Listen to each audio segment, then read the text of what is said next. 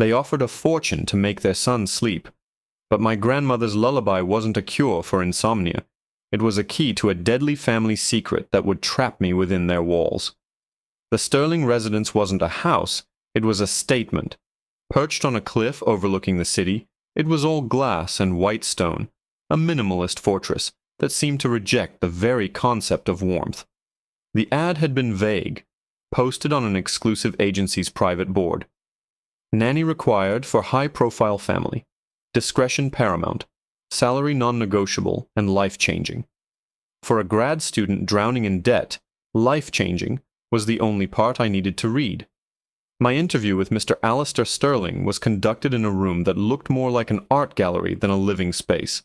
There was one white sofa, one black coffee table, and one priceless-looking sculpture that resembled a twisted nerve.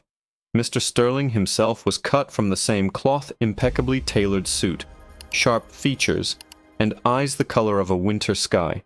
He didn't ask about my childcare qualifications or my educational background. He leaned forward, his hands steepled, and said, "My son, Leo, does not sleep. Your only job is to make him sleep. Can you do that, Miss Gable?" I should have asked more questions.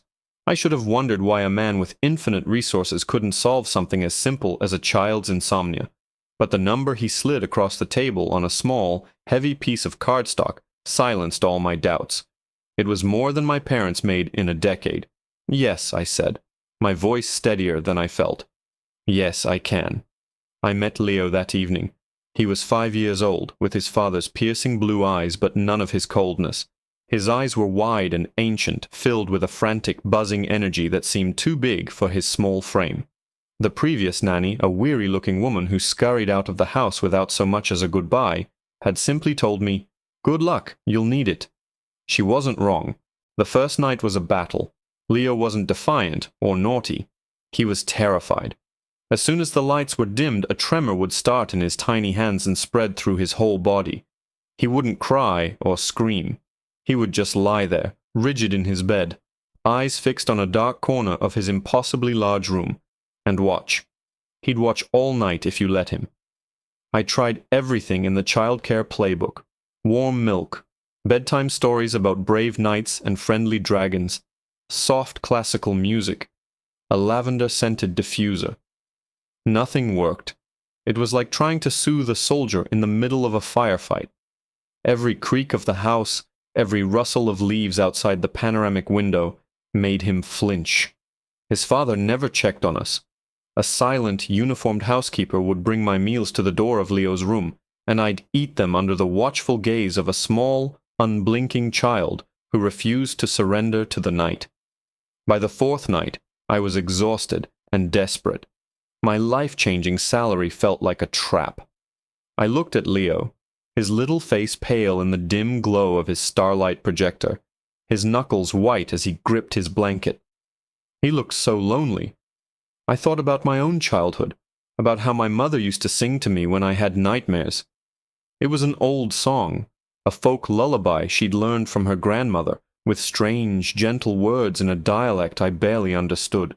It was my secret weapon, the one thing that always made me feel safe. I had avoided it because it felt too personal, too much a part of my world, to belong in this sterile, silent mansion. But I was out of options. I pulled a chair close to his bed and started to hum, the melody feeling foreign on my lips in this place.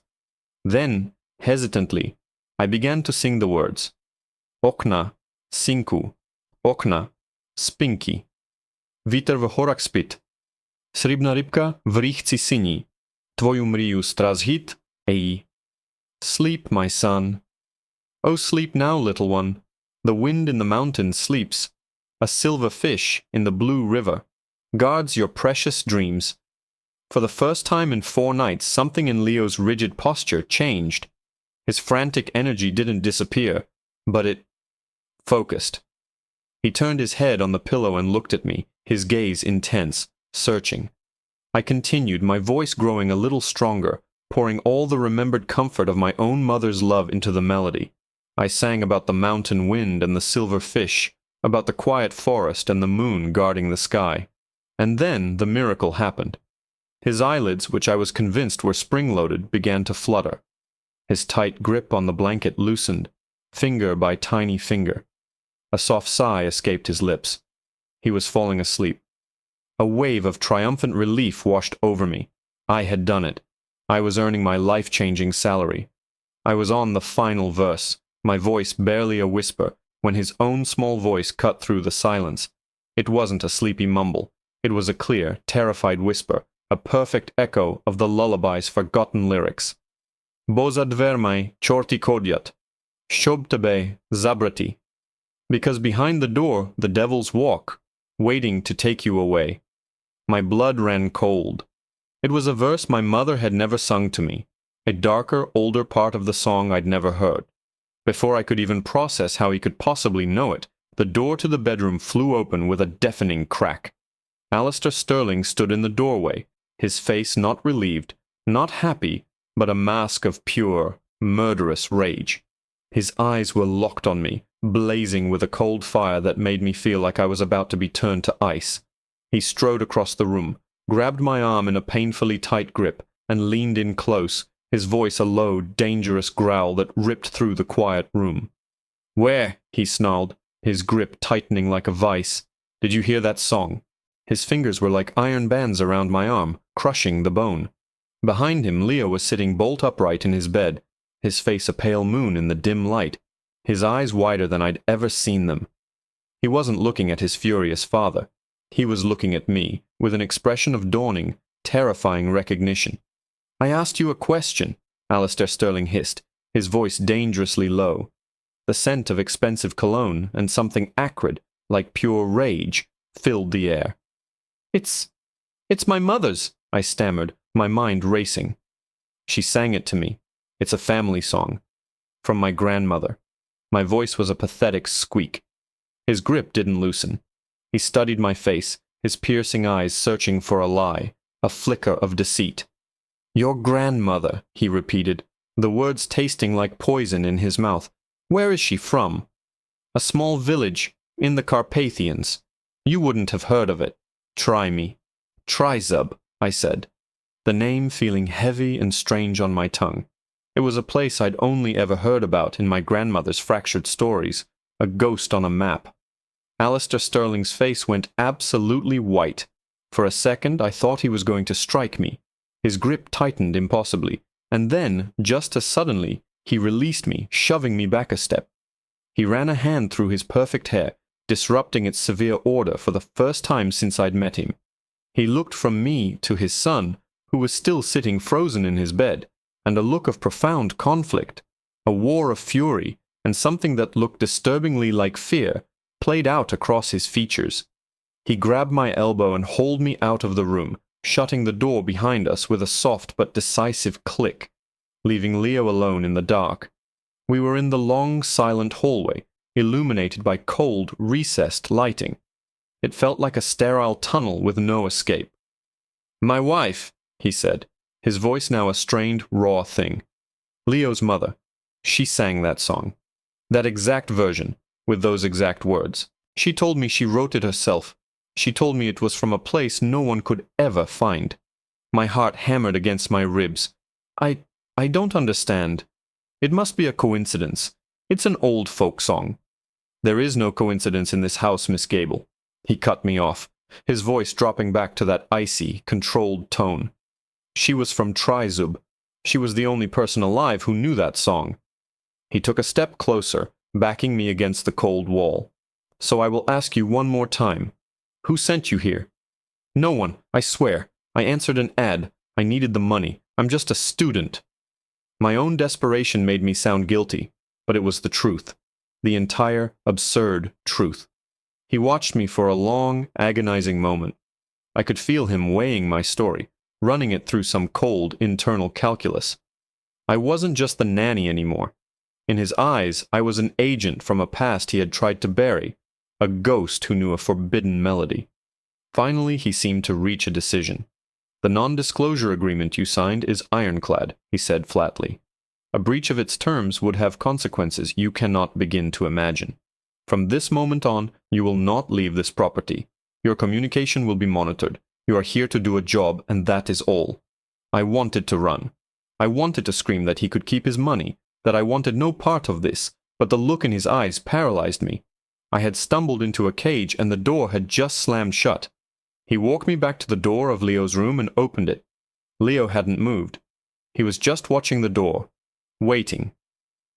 Alistair Sterling looked at his son, then at me. His expression was unreadable, a mask of cold resolve. From now on, he ordered, you will sing that song to him every night. Only that song. Do not add anything. Do not change anything. You will sing it until he sleeps. You will not discuss it with him or with anyone else. You will simply sing. Is that understood? I could only nod, my throat tight with fear. He closed the door, and I heard the distinct sound of a lock engaging from the outside.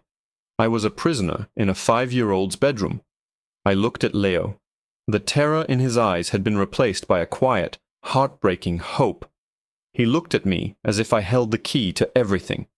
Hours later, after singing the lullaby on a loop until Leo finally succumbed to a fitful sleep, a housekeeper silently let me out and escorted me to my own room. The door locked behind me here too. Panic began to bubble in my chest. I was trapped. I started searching the room, driven by a frantic need to understand what I had fallen into. The room was as impersonal as the rest of the house, but in the bottom drawer of the nightstand, beneath a neatly folded linen liner, my fingers brushed against something hard and flat. It was a small, thin, silver locket, tarnished with age. It wasn't the kind of thing that belonged in this minimalist mausoleum. It felt warm, personal. My hands trembled as I fumbled with the clasp. It snapped open. Inside there were 2 miniature, faded photographs. On one side was a young woman with a sad, beautiful face and hauntingly familiar blue eyes. Leo's mother, I presumed. On the other side was a picture of a much younger woman with my own dark hair and stubborn chin, standing in front of a rustic wooden cottage. It was a picture I knew well. It was a picture of my grandmother, and beneath her smiling face, a tiny, almost invisible inscription had been scratched into the silver. Katerina and Lilia, sisters. Trizub, 1988. My grandmother's name was Katerina. The locket fell from my nerveless fingers, clattering softly onto the plush white carpet. It lay there, open, a tiny silver mouth revealing a secret that shattered the foundations of my world. Katerina and Lilia. My grandmother had a sister I never knew existed, a sister who was clearly Leo's mother, Alistair Sterling's dead wife. The pieces clicked into place with horrifying speed. This wasn't a coincidence. My hiring wasn't random. The agency, the life-changing salary, it was all a lie. I hadn't found this job. This job had found me. Someone had orchestrated this, but who? And why? My grandmother had passed away 3 years ago. She had been a quiet woman, haunted by a past she refused to speak of. A past I now realized was a carefully constructed fiction. She had told me she was an only child, an orphan of a forgotten conflict. The lullaby wasn't just a folk song. It was a family song. A song shared by 2 sisters, separated by an ocean and a chasm of secrets. A song that had led me, like a breadcrumb trail, into this gilded prison. And that dark, final verse Leo had whispered. Because behind the door, the devil's walk, waiting to take you away. It wasn't just a scary line for a children's song. It was a warning. My fear was replaced by a cold, sharp-edged anger. I was a pawn in a game I didn't understand, and my family's history was the board. I carefully picked up the locket, snapped it shut, and hid it in the one place I knew no one would look, tucked into the lining of my worn-out paperback copy of 100 Years of Solitude. The next day passed in a surreal haze. I was an actress playing the part of a nanny. I built Lego towers with Leo, pushed him on the swings in the sterile, manicured garden, and read him stories. All the while, I was hyper-aware of the security cameras discreetly mounted in every corner, of the silent staff who watched my every move. Alistair Sterling was gone, presumably at his downtown office, but his presence was a suffocating weight on the house. Leo was different. The manic, terrified energy was still there, but it was now directed at me. He followed me everywhere, his small hand often clutching a fold of my jeans. He didn't speak much, but he watched me with an unnerving intensity, as if he was trying to solve a puzzle. He was searching for his mother in my face, in my voice, in the melody I now carried like a loaded gun. That night the routine was the same. The housekeeper locked us in. The room was dark except for the galaxy projector. I sat by Leo's bed, my heart a cold stone in my chest. "Sing," he whispered, his voice small and pleading. I took a deep breath and began the lullaby. Okna, Sinku, Okna, Spinky. The words felt different now, imbued with a terrible weight. I wasn't just singing a song, I was speaking a forgotten language, a secret code between two long-lost sisters. I was singing for my grandmother Katerina and for my unknown aunt Lilia. As I sang, I watched Leo's face. He wasn't just listening, he was remembering. When I reached the end of the final verse, the one about the silver fish guarding his dreams, I paused. My throat was dry. I looked at the dark corner of the room that always seemed to hold his attention. He was staring at it now, his body tensing. "Why are you afraid of the dark, Leo?" I asked softly, my voice barely a whisper. I knew I was breaking Sterling's rule, but I didn't care. I needed to know. He didn't answer for a long moment. He just stared at the corner. Then he pointed a small, trembling finger. "The man with no face comes from there," he whispered. "Mama sang the song to keep him away, the bad part of the song. Because behind the door the devils walk." My blood turned to ice. A child's nightmare. A boogeyman. It had to be. "Who is the man with no face?" I pressed gently. "He lives in the walls," Leo said, his voice so quiet I could barely hear it. "He took Mama. He wants to take me too." I felt a primal urge to snatch him from the bed, to run from this house and never look back. But I was locked in. I was trapped here with my nephew and his boogeyman. I forced myself to stay calm, for his sake. "It's okay, Leo. I'm here. He won't get you." I started the lullaby again, my voice trembling slightly. This time, when I reached the part about the devils behind the door, I didn't stop. I kept singing, my eyes fixed on the dark corner Leo feared so much. I sang it over and over like an incantation, a ward against the evil he believed lived in his own home. He slowly, finally, drifted to sleep, clutching my hand in his. I sat there for what felt like hours, listening to the silence of the house. The fear and anger had subsided, leaving behind a cold determination. Lilia had left the locket for someone to find, a clue, and she had taught her son a song that was both a comfort and a warning. She was trying to tell a story. My eyes adjusted to the dim light, and I scanned the room, really looking at it for the first time, not as a nanny, but as a detective. The furniture was all custom, seamless. The walls were smooth, unbroken planes of white, but the corner Leo was so afraid of, there was something different about it. It was where the massive built-in wardrobe met the wall. The seam should have been perfect, invisible, like everything else in this house. But from this angle, in the faint starlight from the projector, I could see it. A hairline crack. A shadow that wasn't a shadow. It was the faintest outline of a door. My breath caught in my throat. A door. A hidden door. Because behind the door, the devils walk. It wasn't a metaphor. It was literal. I waited until Leo's breathing was deep and even, then gently slipped my hand from his grasp. On silent feet, I crossed the room to the corner, my heart hammering against my ribs. The seam was almost imperceptible. I ran my fingers along the wall, feeling for a latch, a button, anything. Nothing. It was flush, perfectly smooth. Frustrated, I leaned my weight against it, and a section of the wall paneling groaned and gave way, swinging inward without a sound. A wave of musty cold air washed over me. I fumbled for my phone, my hands shaking so badly I almost dropped it, and switched on the flashlight. The beam cut through a thick, inky blackness, revealing a narrow, steep staircase leading down. The air was heavy with the smell of dust and something else, something metallic and antiseptic, like a hospital. My every instinct screamed at me to close the panel and pretend I'd never seen it, but the image of the locket, of my grandmother's face next to Lilia's, pushed me forward. Lilia had left this trail for a reason. I had to know what was at the bottom of these stairs. I descended into the darkness, the phone's light bouncing off raw stone walls. The staircase opened into a small, windowless room, and my world tilted on its axis. It was a bedroom, but it was also a cage. There was a simple bed, a small table, and a chair. But one wall was entirely glass, thick and reinforced, looking out into another, larger room, set up like a sterile medical bay, complete with monitors and an IV stand. And lying on the bed, pale and still, was a woman with Leo's piercing blue eyes. She was hooked up to the machines, her breathing shallow. It was Lilia, my aunt.